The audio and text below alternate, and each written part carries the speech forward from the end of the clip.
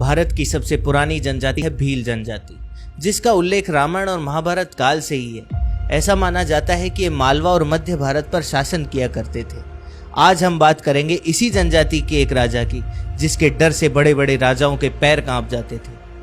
मैं बात कर रहा हूँ कोटिया भील की, जो राजस्थान की कोटा रियासत का ही एक राजा था, जिसके नाम पर ही कोटा का नाम कोटा रखा गया।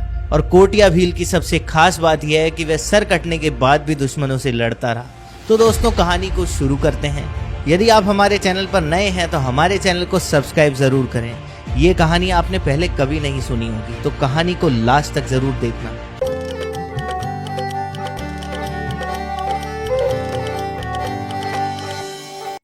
समय था लगभग सन 1200 ईस्वी का, जब वर्तमान कोटा शहर में भीलों की राजधानी थी अकेलगढ़, जिस पर कोटिया भील का शासन था।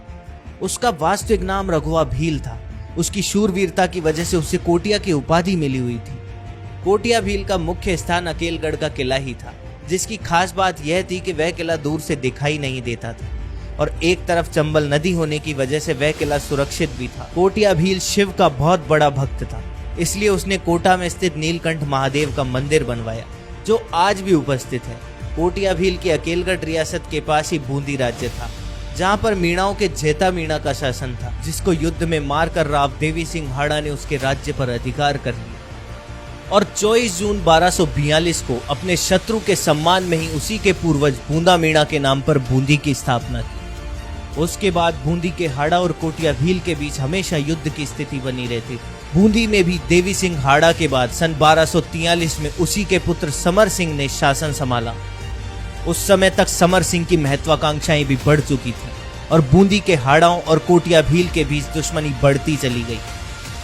समर सिंह ने कोटिया भील को हराने के लिए कूटनीति का इस्तेमाल करना शुरू कर दिया। उसने आसपास के ठिकानों और छोटे रियासतों से अपने संबंध सुधारना शुरू कर दिया। समर सिंह ने इसी कारण अपने तीसरे पुत्र जैत्र सिंह का विवाह कैथून के तंवर शासक की पुत्री से करा दिया। उसके बाद समर सिंह और कोटिया भील की सेनाओं के बीच में भयंकर युद्ध हुआ, जिसमें कई भील और कई बूंदी के सैनिक मारे गए। लेकिन फिर भी समर सिंह कोटिया भील की अकेलगढ़ रियासत पर अधिकार नहीं कर सका। इस हार से समर सिंह को बहुत धक्का लगा। जैत्र सिंह भी अपने पिता के इस दुख को नहीं देख सका। उसने अपने पिता की इच्छा पूरी करने के लिए कोटिया भील को मारने का षड्यंत्र रचा, क्योंकि वह यह भी जानता था कि वह कोटिया भील को युद्ध में नहीं हरा सकता। समय आया सन 1264 का। जैत्र सिंह ने कोटिया भील को मारने का षड्यंत्र रच लिया था। जैत्र सिंह ने कोटिया भील से धीरे धीरे संबंध सुधारने शुरू की। कोटिया भील को यह दिखाया गया कि बूंदी राज्य अकेलगढ़ रियासत से मित्रता करना चाहिए। एक दिन मौका देखकर जैत्र सिंह ने कोटिया भील और उसके साथी सरदारों को दावत पर बुलाया। दावत में कई पकवान और शराब की व्यवस्था की गई। भील सरदारों की बहुत खातिरदारी की गई और उन्हें नशे में चूर कर दिया गया। तब चतुर जैत्र सिंह ने अपना असली रंग दिखाया। उसने अपने सेनापति और कुछ सैनिकों को आसपास छिपा रखा था। जैत्र सिंह ने अपने सेनापति सालार गाजी और कुछ सैनिकों के साथ कोटिया भील और उसके साथी सरदारों पर हमला कर दिया। नशे में होने की वजह से कोटिया भील के साथी सरदार ज्यादा देर नहीं टिक पाए, लेकिन कोटिया भील ने उस हमले का सामना बड़ी वीरता से किया। कुछ ही समय में अकेला कोटिया भील उन सभी पर भारी पड़ने लगा। जैत्र सिंह समझ चुका था कि अब उसका अंत निश्चित है, इसलिए जब कोटिया भील सैनिकों से लड़ रहा था और धोखे से कोटिया भील की गर्दन पर वार किया और कोटिया भील का सिर धड़ से अलग कर दिया।